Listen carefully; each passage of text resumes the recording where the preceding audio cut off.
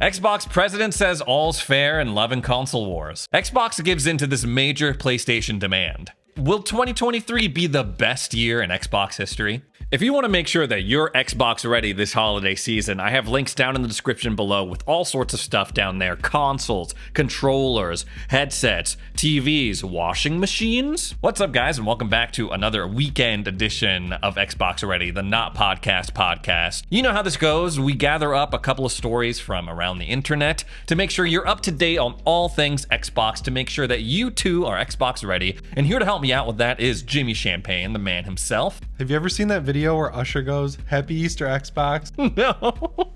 I think about it like once a week. Happy Easter, Xbox.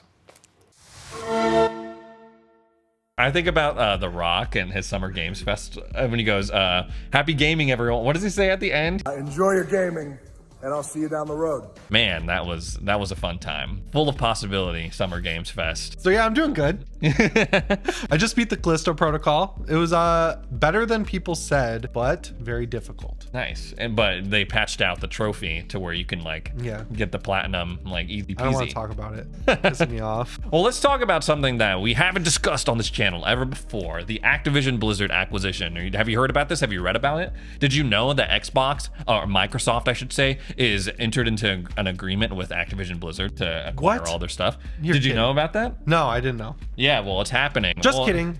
How could you forget, dude? It's everywhere. It's everywhere, and it's gotten to the point where we talk about it every Xbox Ready video, but that is what is currently trending in the news for Xbox. Yeah, what's the latest? Which is Brad Smith has had some interesting words to characterize this deal. This Activision Blizzard deal should be approved, should go through, because Sony has so many more exclusives than Xbox. Don't even say it. What a dumb thing. Don't even say it. I know what you're gonna say. The gist is we're bad at making games, so we need to buy good ones to compete with Sony. That's literally what they're saying. It's just stop. Well, I can't take. We're seeing this on both sides. PlayStation is we could never compete with Game Pass. We just cannot and it's stop this weird Stop reverse negging marketing yourself. Where they're underplaying themselves and trying to seem smaller.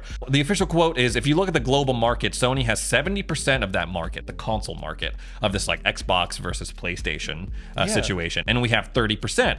So the first thing a judge is going to have to decide is whether the FTC lawsuit is a case that will promote competition, or is it really instead of a case that will protect the largest competitor from competition. According to IGN, Smith added that PlayStation has 286 exclusive games, while Xbox only has 59. So the administrative law judge is going to have to decide whether going from 59 games to 60 is such a danger to competition that he would stop this from moving forward. Are there really 280 plus he's got to be games? Counting timed stuff. He's got to be counting games from PlayStation Play Days, whatever they were called in the summer, where they would get indie games. It can't all just be exclusive AAA giant games. And Sony also has a lot of AA games, like Puppeteer was a big one on PS3. They have one-offs like PlayStation All-Stars Battle Royale. They do a lot of smaller games in between the bigger AAA ones, which, to be fair, Xbox does too. But Sony will buy the IP versus Xbox, who will buy timed exclusivity. So a game like High on Life,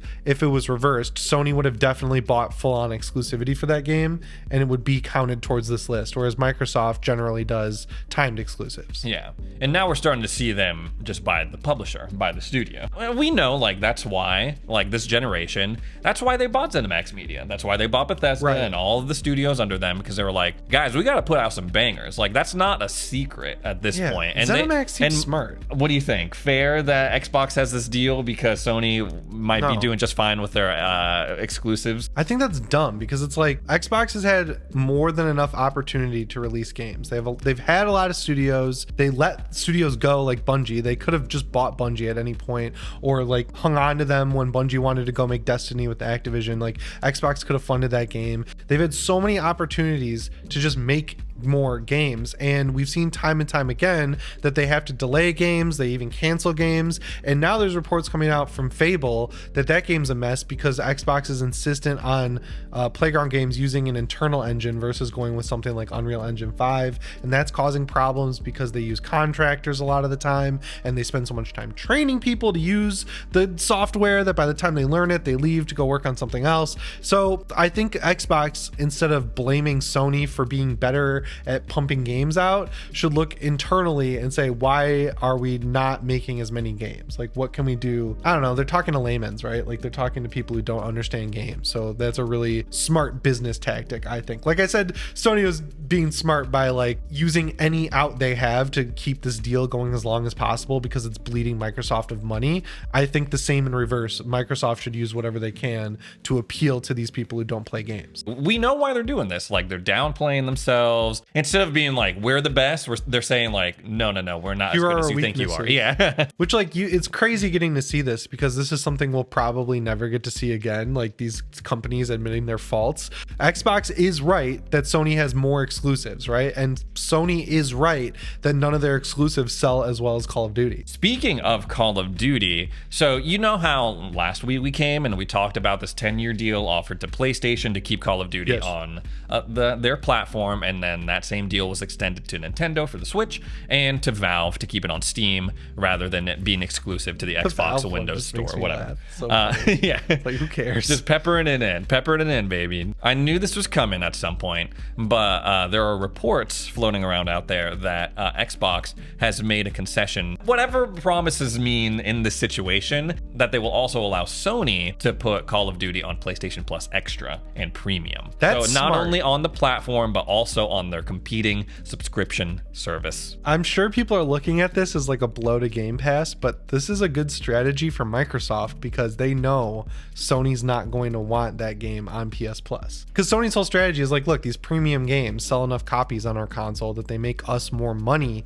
than if we put them on our streaming service or whatever you want to call it, PS Plus Extra. So Microsoft is saying, well, we're going to give them the ability, and if they don't choose to put it on there, that's on them. You can just subscribe to Game Pass and play it for $15 a month, or you can buy it for $70 on PlayStation. Make that choice, and then Sony looks like the bad guy because they have the opportunity to make it free, but they're just not. Because I guarantee you, even with the option, Sony's not doing that. They wouldn't do it. There's no way. They don't do it for their own titles because of that logic. Because they make so much want to money make the money, and they want to keep making the money off Call of Duty. So yeah, I would. That would be a real test of their whole business model if this deal goes through and that concession stands. But to me, it also kind of further solidifies this kind of argument we've seen come out from the Xbox side, where they're saying, no, it's not about Call of Duty. We want King games. So it's only going to start in Europe, but Apple is being essentially forced to allow third-party app stores on the iPhone. And it's, again, going to start in Europe. But now it kind of makes sense why Sony has been buying into all these mobile studios and why Microsoft suddenly cares so much about King. This also goes back to what we were talking about a couple months ago when Microsoft was like, yeah, we plan to offer our games as mobile downloads on iPhone. It's like, how? We were trying to figure out how, because Apple would never allow that on their app store. Now it all makes sense. They obviously caught wind of this in some way and they were trying to prepare for it. I'm hoping they're smart enough to keep it separate. Like, they have their mobile gaming division, and they have their console gaming division, which is, the Xbox brand as we know it. It's just kind of a supplemental thing. Hopefully it brings in more money, more cash that they can pour into other cool projects. What I would like to see is they have a separate Xbox mobile store where you can download Gears Mobile or Call of Duty Warzone Mobile from their store. And if you download their version of it, you could log into your Xbox account and earn achievements, or use your Xbox points you already have on your console or something like that, where it's a separate store and not just a wide open ecosystem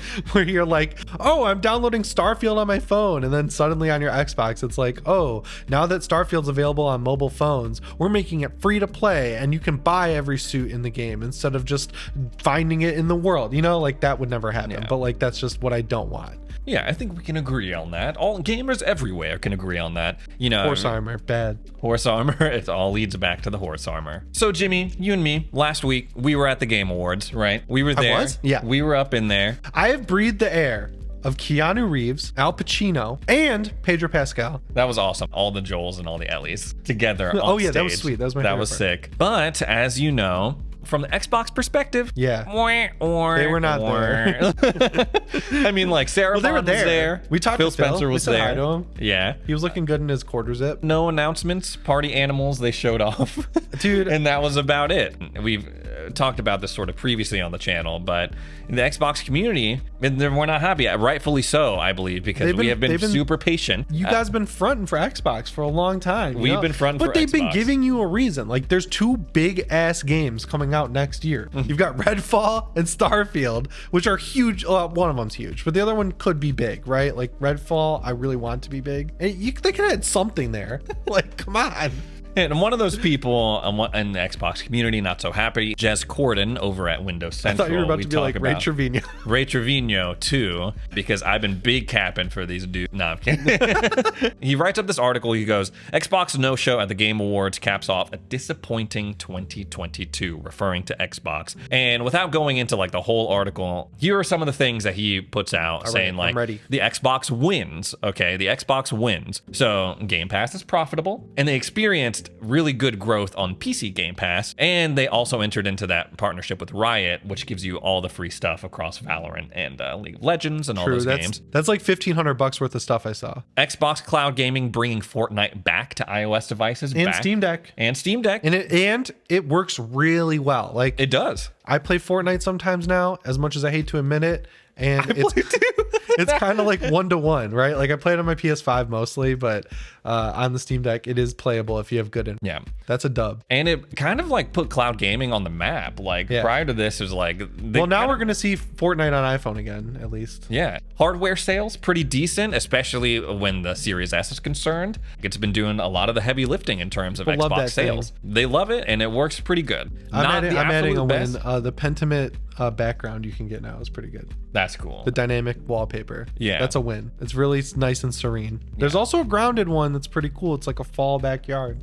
I messed around with that, but I still have like the 20th anniversary like lights in the background, like the orbs in the background. I turned on my Xbox recently. That's how I know this. Nice. I'm playing High on Life on Xbox because it has stuttering problems on PC. And he also mentions that they secured some pretty decent third-party titles for Xbox and Game Pass this year. Persona 5 being one of them. And I'm going to go ahead and add in that we talked about this a little earlier, but the Obsidian games come out this year. Oh, yeah. Without Obsidian, it really would have been a rough year for Xbox, but not for everyone. Obsidian carrying Xbox on its back with like games made by 10 people. Yeah, literally 10 people, dude. And then here are the Xbox L's as detailed in Jez Corden's article. So no show at the Game Awards. Obviously, that's Big the L. title of the Big L. They announced the Series X at the Game Awards. Yeah, one of the biggest moments in gaming. I mean, nothing about Redfall, Starfield, the two big I wanted to games see Redfall. that really need marketing because of their new IPs. It's not like they're releasing another Fallout or another Gears. They need the marketing for this stuff. But I saw they tweeted that they have their new studio set up, so maybe they really are planning a showcase. Like, that's the only thing I can think of. I want to give them the benefit of the doubt in any way possible. We did hear some convos about Xbox potentially having a state of play type thing coming soon. Yeah, so we did hear from some interesting people. But these you gotta have something. Internal strife at certain studios. Yeah.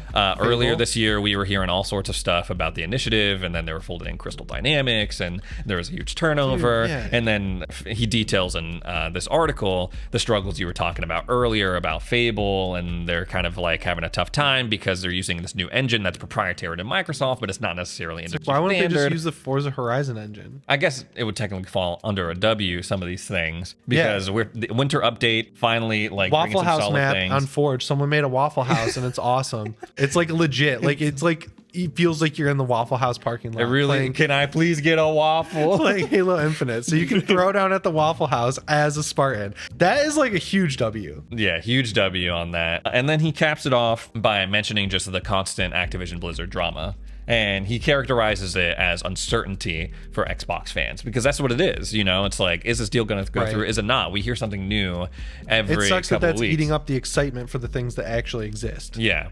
Like at the beginning, it was like, this is a cool way for like, you know, Xbox to boost a Game Pass content and like maybe their cloud presence. The focus still remained on these other games that we were talking about and we've been hyping up for the past couple of years. They also have a W where that guy made that fake God of War game and put it on the Xbox store. Yeah, was that a dub? Xbox got God of War. That's a W. That was a dub. I would also say like there are a number of like indie games that were dubs on Xbox Game Pass this year too. I would put As Dusk Falls in there. The only game on Game Pass that won an award that night at the Game Awards. That's awesome. I would put that up there. I'd put Moonscars up there. Vampire Survivors being on Game Pass. Signalis, all dude. W's. Signalis is like easily one of the best games to come out this year, and I don't understand why it's not getting any marketing. Oh, Nobody Saves the World. Yeah, no, you love that game. I love that didn't game. play Played it earlier this year. So lots of dubs indie-wise for Game Pass this year, but they need those kind of bigger titles from the first party to supplement that, because that's not the main draw, dude, right? You see like how excited people are about High on Life. Where's the marketing? Market your games. If you're paying money to get them onto your service, you are taking on the responsibility of letting people know it's there. I don't understand why both Netflix and Microsoft are like pumping out all this content, and then the first time you hear about it is when the studio closes or the content gets canceled. It's like, market your games, please. He actually ends this article with some pretty interesting words that may make a lot of Xbox fans mad. He says that Xbox essentially continues to prove itself as like more of a supplementary console. Why would you say that? People have the PS5s because they play like all the exclusives and stuff and use that, and then they kind of just like supplement it with an Xbox. Especially if you're like from the PC perspective and you're already playing all the games on there, like. But now I can play Sony games on PC too. There you go.